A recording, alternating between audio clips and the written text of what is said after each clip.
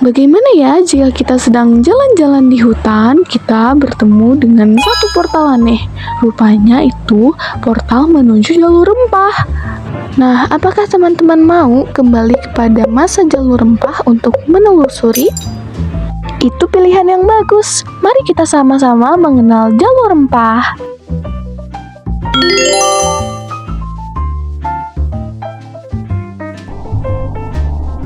Jalur rempah adalah jalur perdagangan global yang terbentuk karena aktivitas perdagangan antar negara dengan komoditas utama rempah-rempah. Berbagai temuan arkeologis memperlihatkan bahwa jalur rempah telah terbentuk ribuan tahun yang lalu, membentang mulai titik paling timur Asia di daratan Cina sampai kawasan Eropa. Pasar Eropa telah mengelola rempah sejak masa Romawi loh, yang sebagian besar didatangkan dari kawasan Asia, dengan Kepulauan Nusantara sebagai sumber terbesar.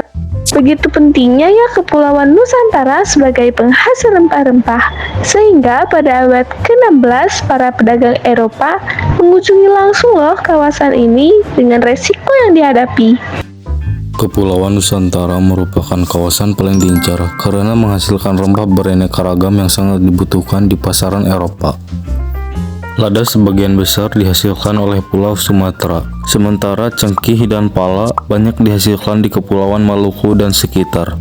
Namun demikian, sesungguhnya jaringan perdagangan rempah di kawasan Nusantara mencakup wilayah yang sangat luas, yang menjangkau hampir semua pulau-pulau utama. Masing-masing pulau memiliki kontribusi terhadap jaringan yang terbentuk.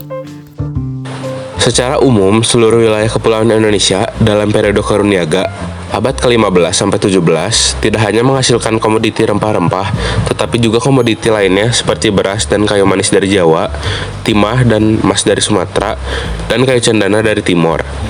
Beras dari Jawa terutama diperdagangkan dalam perdagangan maritim antar pulau di internal Kepulauan Indonesia.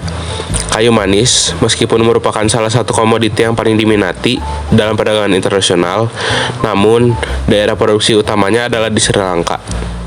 Timah dan emas terutama diperdagangkan dalam perdagangan intra-Asia. Demikian juga dengan kayu cendana yang diproduksi terutama untuk memenuhi kebutuhan pasar Asia.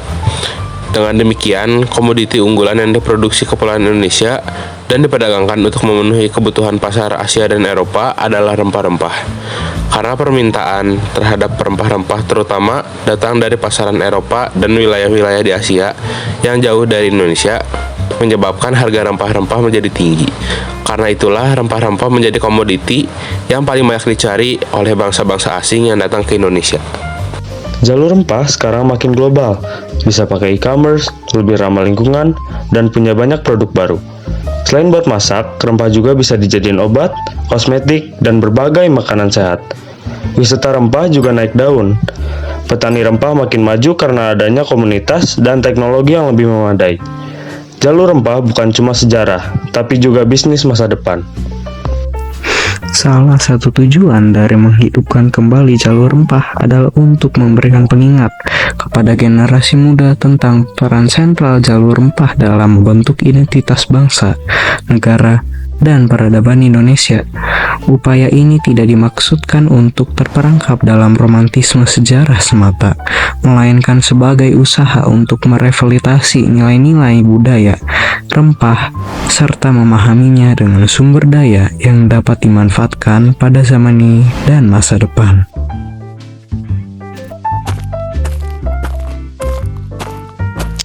Secara geografis, wilayah penghasil rempah-rempah di Indonesia dapat dibagi dalam dua daerah produksi. Daerah pertama adalah Indonesia bagian barat, terutama Pulau Sumatera, Jawa, dan Kalimantan yang menghasilkan lada. Dan daerah Indonesia bagian timur, yaitu Kepulauan Maluku dan Kepulauan Banda yang menghasilkan cengkeh dan pala. Wilayah-wilayah yang menjadi daerah produksi rempah-rempah merupakan tempat-tempat yang paling banyak berinteraksi dengan para pedagang yang berasal dari berbagai wilayah di Asia dan kemudian Eropa. Interaksi yang terjadi memunculkan kebutuhan untuk berorganisir perdagangan rempah-rempah secara lebih baik. Hal ini yang menjelaskan munculnya kerajaan-kerajaan lokal di daerah produksi rempah-rempah. Kerajaan-kerajaan tersebut didirikan untuk mewadahi kepentingan politik dan tentu saja juga untuk kepentingan ekonomi. Dalam hal yang terakhir, khususnya untuk mengelola perdagangan rempah-rempah. Kebanyakan orang Indonesia menggunakan rempah-rempah untuk bumbu penyedap, bahan obat-obatan, dan pelengkap kegiatan ritual keagamaan. Beberapa faktor berkontribusi pada kebutuhan Nusantara akan jalur rempah. Hal ini sangat penting untuk percampuran awal budaya nasional yang berbeda. Nah, lalu selanjutnya pemanfaat jalur rempah di Indonesia, yakni pertama, perdagangan internasional. Jalur rempah membawa kekayaan melalui perdagangan rempah-rempah seperti cengkeh, pala, dan lada. Kedua, penyebaran budaya interaksi dengan pedagang asing memperkaya budaya lokal, baik dalam bahasa, agama, maupun kuliner. Ketiga, peningkatan ekonomi rempah-rempah menjadi komoditas ekspor utama yang meningkatkan kesejahteraan ekonomi. Lalu yang terakhir, diplomasi jalur rempah mempererat hubungan diplomatik dengan negara-negara lain melalui perdagangan. Nah, ternyata perjalanan jalur rempah tidak hanya tentang perdagangan dan budaya, tetapi juga tentang orang, alam, dan lingkungan di dalamnya. Pada perkembangannya, kini jalur rempah dimanfaatkan juga sebagai cara kolaborasi antar negara untuk mewujudkan perdamaian dan pertemanan melalui UNESCO. Nah, ternyata jalur adalah rute perdagangan rempah-rempah dari Asia ke Eropa. Dimulai sejak zaman kuno, jalur ini semakin ramai pada abad pertengahan karena permintaan rempah di Eropa sangat meningkat. Bangsa Eropa seperti Portugis dan Belanda berlomba-lomba mencari jalur laut dan ke Asia untuk menguasai perdagangan rempah dan mendirikan koloni. Puncaknya pada abad ke-16 sampai ke-17 saat Belanda atau VOC menguasai perdagangan rempah di Asia Tenggara. Namun seiringnya berjalannya waktu, pentingnya rempah menurun dan jalur rempah pun kehilang pengaruhnya. Walaupun begitu, jalur rempah memiliki dampak besar terhadap sejarah dunia, terutama dalam hal perdagangan, kolonialisme, dan pertukaran budaya. Kalian tahu gak sih, dari sekian banyak titik jalur rempah di Nusantara, salah satu titik terpenting berada di Aceh. Dilansir dari situs disebut Par Aceh, Aceh dikenal sebagai titik terpenting karena merupakan daerah penghasil rempah utama. Tercatat pada abad ke-17 dan ke-18, Aceh menjadi daerah penghasil lada terbesar di dunia. Aceh memiliki 2 dari 20 titik jalur rempah di Nusantara. Siapa saja tokoh-tokoh penting dalam sejarah jalur rempah? Nah, ini dia.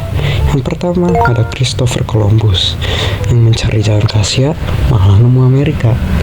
Lalu ada Vasco da Gama yang menemukan jalur laut langsung ke India dan membuka pintu perdagangan rempah ke Eropa. Lalu ada Ferdinand Magellan dengan ekspedisi keliling dunia pertama mencari jalur alternatif ke kepulauan rempah. Lalu ada Alfonso de Albuquerque yang menguasai kota-kota penting yang ada di jalur rempah seperti Malaka dan Goa. Lalu ada Jan Pieterszoon Koen, dia memonopoli perdagangan rempah di Asia Tenggara untuk Belanda. Intinya mereka semua adalah penjelajah dan penguasa yang berlomba-lomba menguasai jalur rempah karena sangat berharga dan dicari di Eropa.